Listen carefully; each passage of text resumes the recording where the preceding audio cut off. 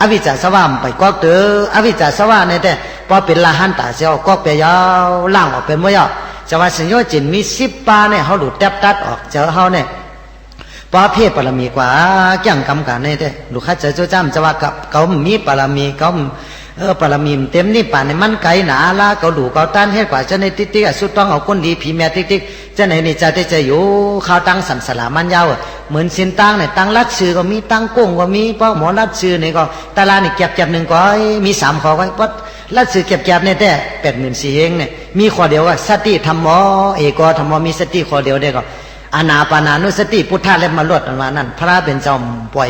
ว่างอานาปานานุสติตัวเมียไหนเนี่ยก็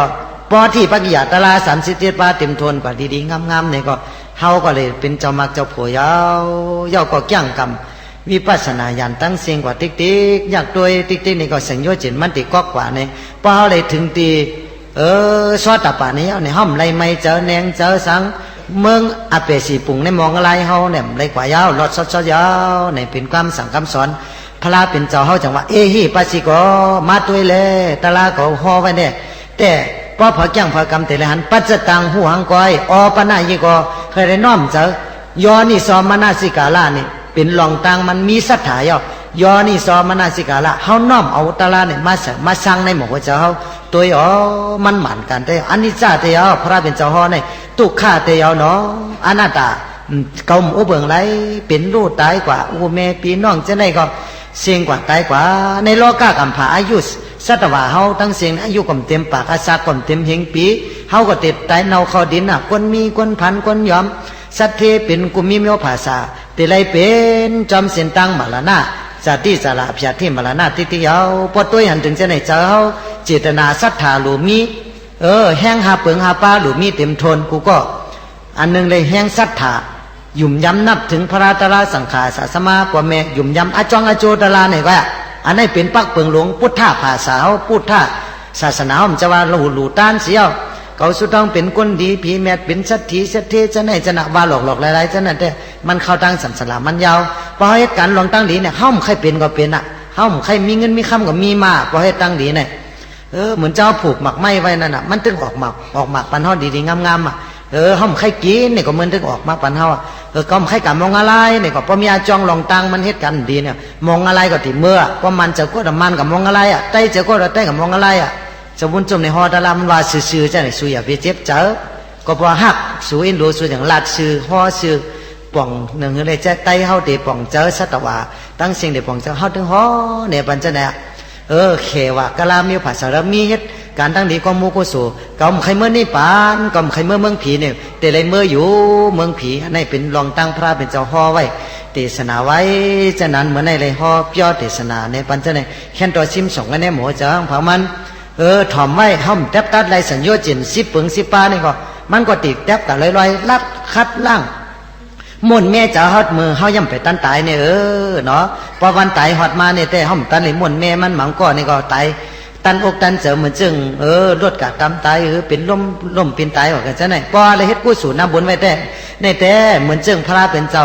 เฮาสตังสูงต่อหมู่อยู่ที่จ้องนี่คออยู่ที่จ้องนี่ข้อท่าอารามานั้นมหานามังเนี่ยกะถามพระเป็นเจ้ามันในได้จอดเป็นเจ้าซอดตับปัญญามหานามังเนี่ยเป็นเจ้าใส่เจ้าใครพระเป็นเจ้าห้องเขามันจะว่าก็ในจอดตะลาเสียเป็นเจ้าซอดตับปัญเสียเนี่ยก็มันจะมาคนใครว่นตัวว่าเก่าในเลยจอดตะลาเสียตาเนี่ยก็มังปอก็เลยหลงเลยลืมสติตะลามังปอก็อำในมัดสติตะลาก็ว่าซอดตับปัญเนี่ยมันยังกิเลสยังไปกลางยันอวิชชาสวานี่ไปแทบขาดเนี่ยมันก็สมาปู่จ่อพระเป็นเจ้ากูมือกูวันมันจังว่าเฮ็ดจื้อขลาเจ้าขาดตะแปเนี่ยแต่มีเจตนาศรัทธานันตลาปัทมามักซอตะปะเนี่ยครับเป็นเดียวมังปอกก็อมัสติตลาเลยลงเลยลืมกว่าในขาดตะแปต่อในมหานามังในขาดตะแปในมังบอกมังปอกมังขาแล้วเลยไปตั้งมาวัดมาจองเนี่ยจอมหนังในเวงสาวัตถีนี่กวนเนี่ยมันมีหนำหนามีกวนมีเป็น60 กุกเตนี่กว่ามาหนำหนาละมังปอกเป็นรถเขาลาท่าเขาเป็นล่อเขาจ้างเขามาเขากว่ากับมาเลยกะจอมแก่จอมหิมเขาจะนั่นสลอมอตเลยเป็นมาเลยรถหีบตายกว่าหีบตาย ฉะนั้นเนื้อมาเหยียบตายมาจ้างเหยียบตายจะไหนเนี่ยพวกขาได้ตายในพวงยำฉะนั้นเนี่ยข้าติกว่าตั้งแล้วล่ะเนี่ยว่าพระเป็นเจ้าติกว่าตั้งดีอะละกติข้านั่นละอยากกติติกว่าตั้งแล้วข้าเนี่ยพระเป็นเจ้าจะว่าอ๋ออันนี้แต่ไม่อย่าไปไม่เจออย่าไปแนงเจอเพราะว่าอะไรเหตุการณ์ตั้งนี้กงมูกู้สู่เลยจอดตลาซอตะปันเป็นเจ้ามักเจ้าผู้ปัทมามากเย้าเนี่ยจะจับจะจอยเลยลองตั้งดีกู้สู่ตาหน้าศีลาภาวนามีเต็มทวนยาวเมตตากรุณามุทิตาอุเบกขาตลาเต็มทวนเนี่ยแต่ปีสมามาเหยียบตายก่อมเลยกะตั้งให้จ้างเหยียบตายก่อมเลยกะตั้งให้ลดกาละท่าเหยียบตายความตายในก่อมเลยกะตั้งจ้ามันเดเลยกะตั้งดีลูกหักก็มหานามังว่าพระเป็นเจ้าพ่อไว้เจ้าไหนน่ะอันนี้ก็เหมือนลูกชายสองก้อนเนี่ยเขาก็เลยกว่าตั้งดีนึงเพราะว่ามีเจอจับเจอแป้นเนี่ยกับไว้พระราชเขาตายกว่านี่ก็กับเมืองเป็นเขาหันกับอยู่เมืองผีมันเนี่ยอันนี้ก็เป็นเช่นนั้นน่ะมันจังหุ่มจมมาเอาปุ่มประมาทแตกเหมือนเจ้งเหมือนเจ้งนั่นน่ะการแนะนำนั่นในการแนะนำมันต่างออมน้ำมันถูน้ำมันงาน้ำมันท่อปาดกว่าในกลางน้ำนั่นเพราะมันต่างกันยาวเลยสลอมหมดตัวเลยได้กัดตำสมหินมาพาเลยในลมกันยาวออมน้ำมันนี่ก็แตกเลยลมกันยาวอันน้ำมันนั่นมีในออมในแต่มันจมไหล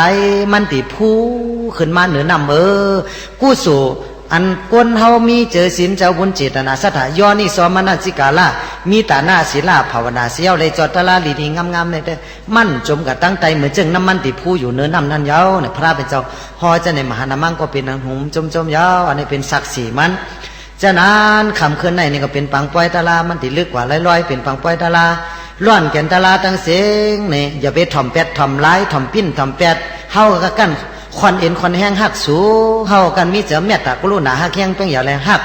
เตะหักว่าเมตตาเตะว่าห้อมหลวงเงินหลวงค่ำหลวงแก้วหลวงแสงพระหักก็ยาวพระจินอยู่ก็ยาวพระจินอยู่ก็ยาวเฮาไว้เจอดีๆงามๆผิงเปี้ยงกันไผไข่ขี้เสือพระก็โยเสือไผไข่ถุ่มอ่างอาขี้ขักน้ำลายเสือเหนือเด่นจะวุ่นจุ่มก่อมเป็นไวเฮาก่อมจมไวเฮาก่อมจมกู้ไก่เฮาก่อมเป็นสังจะเฮากัดเฮาเย็นตายเมื่อไหร่ก็จมตายเมื่อผู้ก็จมเฮาแก้งเฮากำตาลาภาวนาก็พอเขามิติเกิดดีเลยยิบมันปันแก่นยาวเหมือนจึงน้ำมันพูไว้ในหมู่เจ้าเนี่ยเขาจะมีเจ้าหักจะแป้งตีสนาฮ้อปันเลิกเอาล้วนแก่นมอนจาตะลาดีตะลาเจตะลามันฮ้อในปันไตเขาศาสนามามันว่าไตกูมีกูภาษาป้อป่องเจียงเลี้ยงเจ้านั้นสัญญาเจนในปัทมามากดูมีไว้หันถึงกูก็กูกวนยา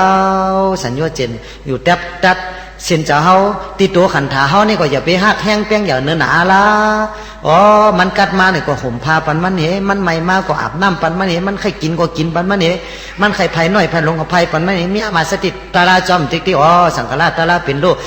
ใจมันกว่าติ๊กพอถึงวันมันตู่มันเน่ามันตายก็ปล่อยมันตายดีๆงามๆตายจอมศีลจอมตาลาจะไหนเฮาจังได้เลยเลยฮอดดีเลยถึงดีนี่ปั่นเพราะปรมีเฮาเต็มในแต่มันแต่เลยฮอดนี่ปั่นยาวปรมีเฮาสัตตการนี่เต็มทวนไม่กูก็กูคนยาวมีหูกูก็ปรมีมีตาหน้าศีลาปรมีเต็มทวนมันมีติยอนี่สมนาสิกาละมีเจอแทบตัดเส้นเจอเฮานั่นแก้งกำตาลา